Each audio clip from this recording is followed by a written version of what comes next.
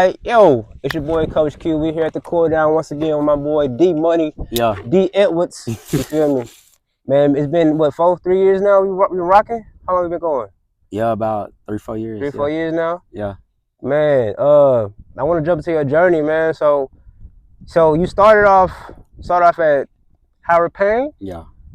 then Tech, Yes, sir. Sagu. Yeah. Now we going to the league. Yeah. That's the goal. That's yeah. the goal, right? Yes, sir. We Yes, sir. aiming high. Yes, sir. Tell me about your transitions from Payne to Tech to Sagu. Like, what was that like? Man, good question, bro. So really, like in high school, honestly, man, like I wasn't the superstar of the team or nothing like that. Yeah. Like I always grinded and just worked hard and just tried to take advantage of everything that I could. Yeah. But I didn't get the necessary like reps that I needed to like get a lot of exposure. Yeah. So when the season ended my senior year, I didn't have a lot of offers. Yeah. Actually, I didn't have any, to be honest with you. And so shout out to my mom at the time, man. Shout out moms. Yeah. She would like record me working out. Yeah. And the clips that we did have, she was sending out to like everybody. And I never forget, I talked to a recruiter, and the recruiter was like telling me like the percentages of like high school athletes that go to college and play sports is like 6%. And then to even go D1 it's like 1%, and then professional is less. Yeah. So from the jump, he kept it real with me. And I was like, wow. So I knew the journey I was getting myself into. Yeah. And my mom felt like going to Howard Payne, which was a D3, was a good opportunity for me. Yeah. So that's what I did. Yeah. Yeah. So the Payne route was the go-to route. That was like, we gonna go here and make this rock. That was what we doing. It was one of those like, we did what we had to do, because honestly, Tech was my dream school my whole life. I rock it. Yeah. Like my favorite player growing up as a kid was Michael Crabtree. And if you remember, he caught the game-winning touchdown against Texas. He did. Was that a slant? It was like a fade, bro. But like on Earl, I think it was on Earl Thomas, and he tiptoed down the sideline. Oh, he did. He kind of like balanced on it. He balanced it. I remember like where I was watching the game with my granny, but I never forget. So yeah. And then my dad went to Tech, so it was always in me. I didn't know that. Yeah, so that's what's up. Yeah, bro. So like that's why I wanted to go, but again, I didn't have a lot of like film. Yeah. So D1, you know what I'm saying? Like you gotta have film. You gotta have the film. And so, but my counselor told me though, like, never live your life in regret, chase your dreams. So even though I went to Howard Payne, that's Bible, I still had like Tech in mind. But I felt like I did what I had to do. But the crazy part, I was playing corner though. Word. I wasn't even a receiver. Tell me this story. Oh, yeah, we're gonna get deep. Nah, in high school, bro, I was playing corner. Word. Yeah, I didn't play receiver. What made you switch positions? Because when I was at Howard Payne, bro, and I wanted to go to Tech, I remember like I started thinking about like the league and like what's best, and I was like, I'm 5'7". Yeah. And I was like, dang, it ain't no really 5'7" corners that's in professional football. True. At the time, I remember watching Cole Beasley, Wes Walker, Danny Amendola. Like short guys, but like really shifty. So I feel like I could identify with them. Facts. So I was like, my best opportunity is to go to slot. Facts. And I played corner, so I know what corners are thinking. Yeah. I know kind of how they, what to look for. Yeah. So I was like, I'm just gonna transition. I like it. And yeah, that's what I ended up doing. So Payne was DB.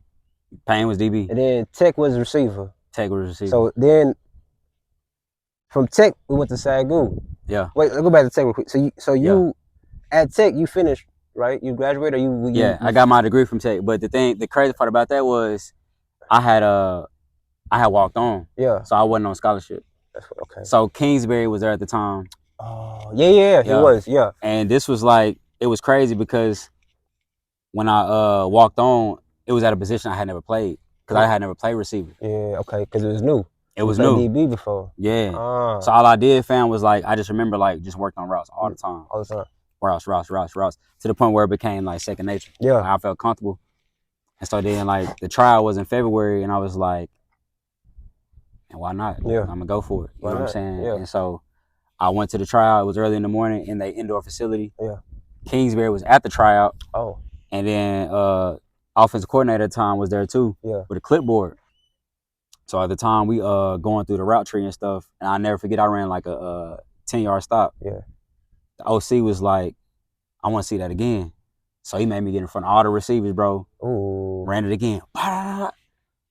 And he said, Peer pressure, yeah. yeah, bro. And then like when I didn't, but you know, you just in the zone, fam. You know Yeah. how that goes. So I'm in the zone, went through the whole workout, and then my homie is crazy. I had class that day. Yeah. He came to the class like just headbutting me like, yeah, Dmoney, let's go. I'm like, bro, what you so live for?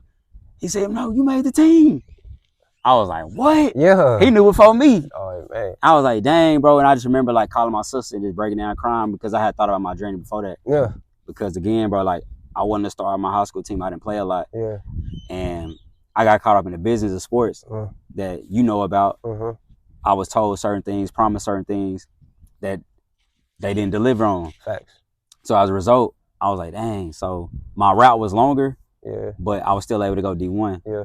And I was like, dang, it's crazy. You know what I'm saying? Because I remember the recruiter told me like how like 1% of athletes go there. Oh yeah, man.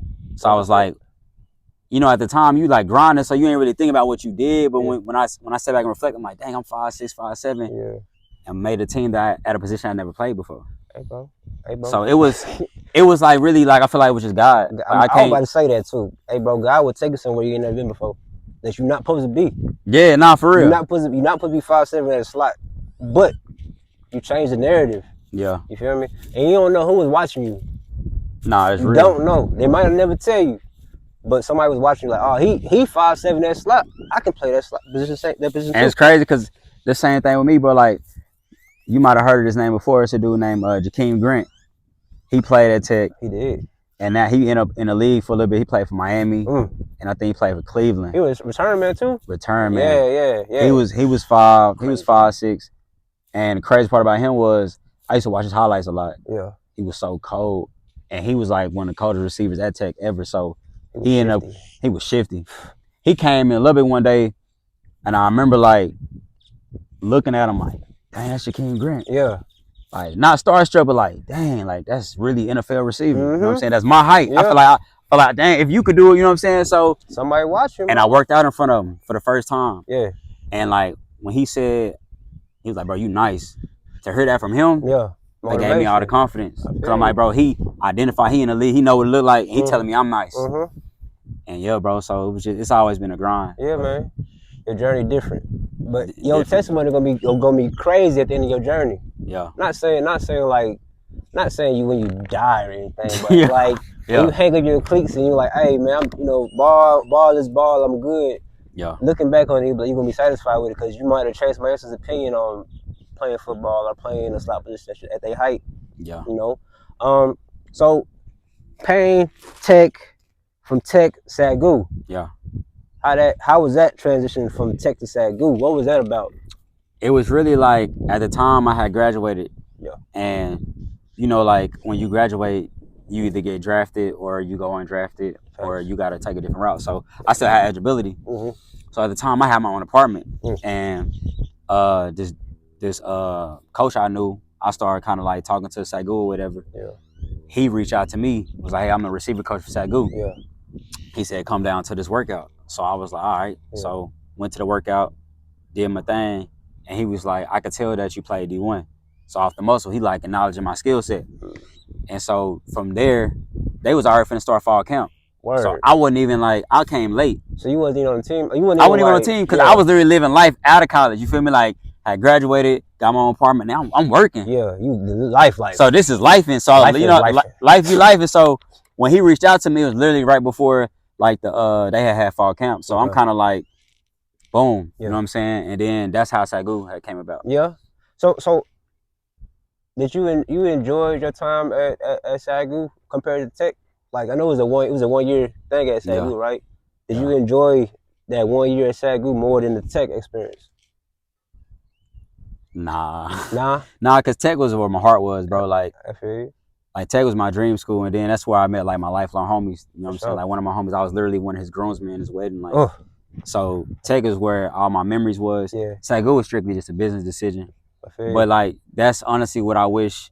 Looking back, like listening to bro like talk about his mom and dad, like I wish I had people like that understood the business more. That could have gave me the game. Yeah. Because I would have took a different route. You know what I'm saying? Yeah. Because even though going D1 was amazing, it's like it's not everything. Yeah. Like I'd rather go somewhere where I know I'm going to get like guaranteed time. To burn, Because I didn't know how important the film was. until I graduated. Yeah. Then I found out film is everything. Like you could have all the talent in the world, but if another dude got more film than you, they might rock with him simply because they want to see what you do in the game. Facts.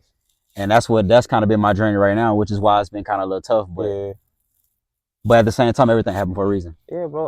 Like I told you before, your journey is just you're not taking a shortcut. Yeah. You're taking that back way to the house. Exactly. You taking the side streets away from the dogs, away from the damaged streets and the damaged roads. You feel me? Ain't nothing wrong with that. But like I said, your testimony at the end of your journey is gonna be powerful. Somebody gonna look at it and be like, man, I can live that. I can relate. Yeah. He did it. Why not me?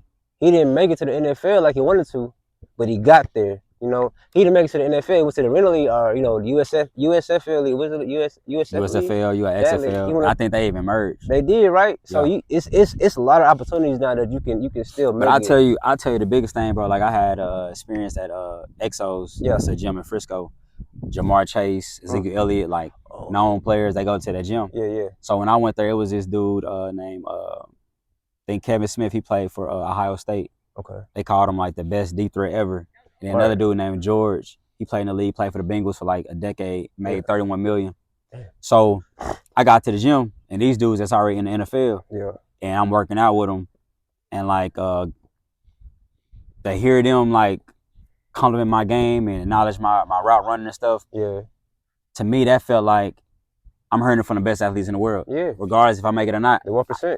I can say that like I held my own with them. Yeah, man. And that gave me confidence to know like, cause you can get caught up in the business and like it come down to whether they give you the opportunity or not. Yeah. But to hear it from guys that actually played at that level, that I'm nice with it, it's like that made me smile. It's like, bro, I remember when I was doing my